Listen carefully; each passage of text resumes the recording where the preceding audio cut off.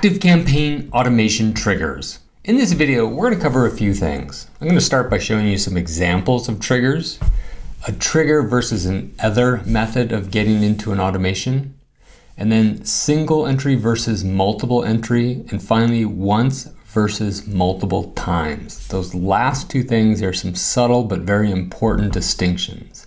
So let's dive right in. So inside your ActiveCampaign account, you want to create an automation. And the first thing that you get prompted for is to add a start trigger. Now I've already started this, and that's why you're not seeing things happen the way you might. But go ahead and click on add a start trigger. And there's a number of things available for you to trigger off of. And in my opinion, it's kind of order of popularity, if you will. If somebody subscribes to a list, you can add them. Vice versa, if they unsubscribe from a list, you can do something. And it looks like this. For instance, if somebody unsubscribes, I'm going to click on that and then continue. And then you pick a list or all lists. And then you decide on how often you want this to run. Once or multiple times. And then so to continue the examples, open reads an email or submits a form.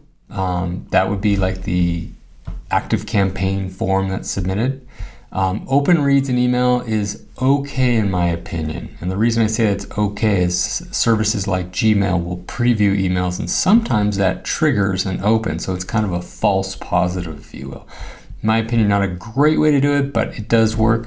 Clicks a link in an email is definitely a better one.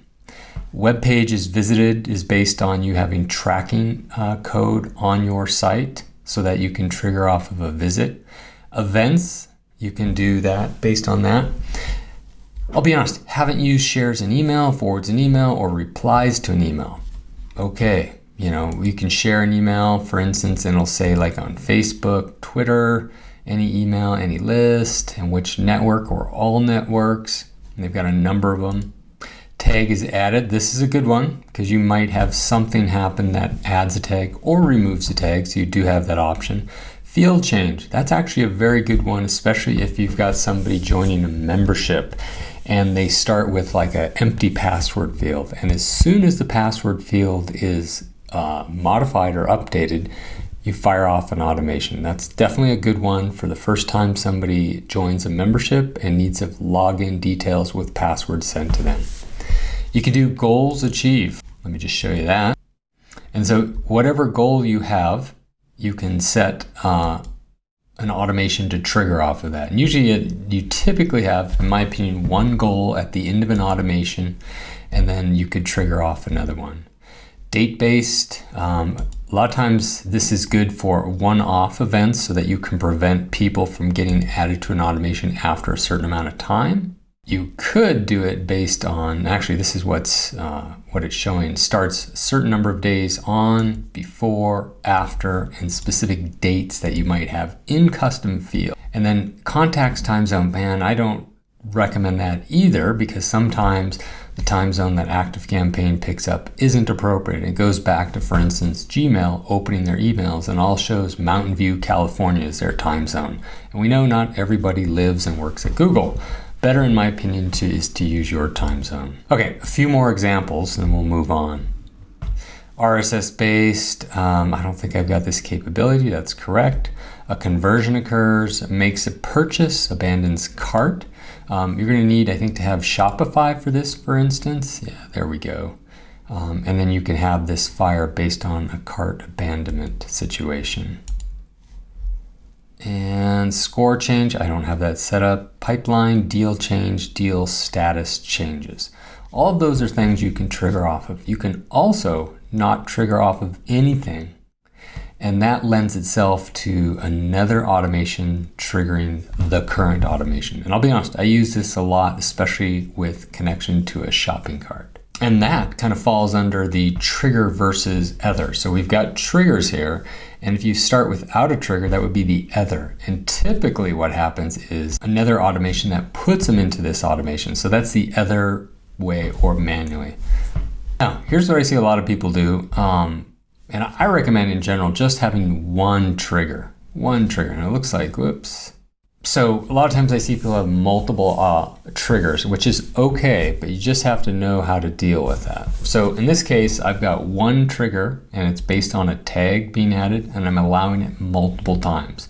So for now, I'm just going to put it to once because I want to talk about that in just a second. So there's a tag that when applied puts them in here. We could have another trigger, and this could be, for instance, subscribes to a list. And I'm going to say a particular list. So here's the big subtle distinction to be aware of. So we've got this set up so it only runs once. This only runs once. So my question to you is, how many times can a person get put into this? Now, the first time I did this, I thought it was once. No, they can get put into here twice, once down this path and once down this path. That's not necessarily the action you might want to have happen. If you truly want them to get put in there just once, even though you have multiple triggers, you need to do something else. And typically what I like to do is I put an if statement here. So I'll do an if else. And then I'm going to use a tag. Do they have a particular page or not? So it does not, and I'm just going to use this one. Let's just say that's the tag. So if they do not have that tag, send them down here. And then the first thing you do is you actually apply that tag. So I'm going to apply that tag that's not there. And so what that means is if they come down here again, or come down through the other leg. So if they come down through the other leg, so for instance, if they came through here, they didn't have this tag, they go down here, they get this tag.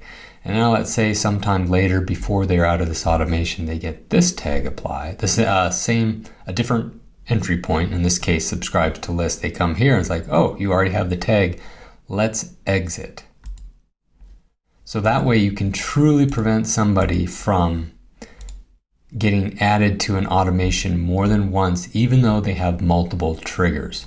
So the other thing you could do is if you do want to let them back later at a later date, at the very end prior to exiting, you could say, okay, remove that tag now so that they can come back. So as soon as they in this automation, they have a second chance to come through. We could also put a significant delay in there if you want, so that they can only do it like once a month, so maybe every 30 days. So at the very end of the automation, put a long wait, then remove that tag so that if they do come back in, they actually can go a month later at the earliest. That's ActiveCampaign automation triggers.